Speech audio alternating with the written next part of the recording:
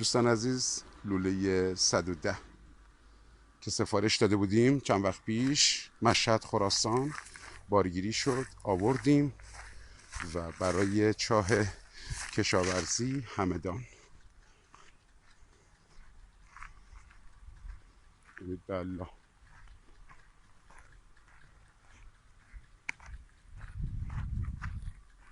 لوله 121 متر و نیمه، 120 متر قراره نصب بشه. چاه کشاورزی هست.